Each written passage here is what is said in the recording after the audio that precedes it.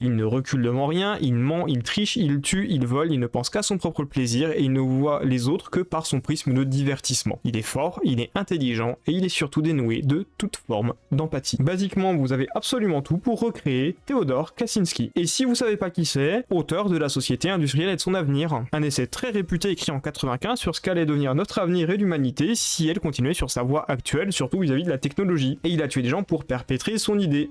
Genre vraiment beaucoup de monde. Renseignez-vous sur l'affaire, je vous jure, elle est ultra intéressante. Mais bon, dans tous les cas, aussi dangereux soit-il, Sato a fait pire. Qu'est-ce qui se passe si vous donnez l'immortalité et la régénération à quelqu'un qui tue les autres comme passe-temps et comme manière de s'amuser? Quelqu'un qui n'a aucun regard empathique sur la vie et qui donc peut lui-même se tuer pour son propre plaisir si ça l'amuse. Quelqu'un qui adore le jeu du chat et de la souris et surtout quelqu'un qui sait que le seul moyen de le vaincre, c'est de l'endormir et de l'enfermer. Ça donne forcément un résultat catastrophique. Ça veut dire que ce mec qui n'a pas spécialement d'émotion, type tristesse ou peur, hein, genre d'émotions qui peuvent le réfréner. Hein. Ce mec qui est un ancien soldat qui s'avère être un psychopathe meurtrier qui ne peut pas mourir, ce mec-là qui en plus est intelligent, si vous essayez de l'endormir, son premier réflexe ça va être de se couper le bras où vous avez mis la fléchette tranquillisante, avant de se tirer une balle dans le crâne pour revenir à la vie et se reset totalement. Si vous avez la vision en tête, vous comprenez à quel point quelqu'un comme ça, c'est terrifiant. Le mec peut prendre l'avion, le faire s'écraser et en sortir comme si rien ne s'était passé. Il peut se foutre une ceinture d'explosifs et la faire péter avec lui et revenir tranquillement. Vous pouvez faire venir les meilleures troupes d'élite, ça marchera pas parce qu'il est immortel, il est aidé, il a des armes et il sait s'en servir. Pour ça, je vais citer une des phrases du personnage principal du manga. Si tu te retrouves sur un champ de bataille et que t'as le choix entre 3 bonus, sachant que les bonus c'est 1.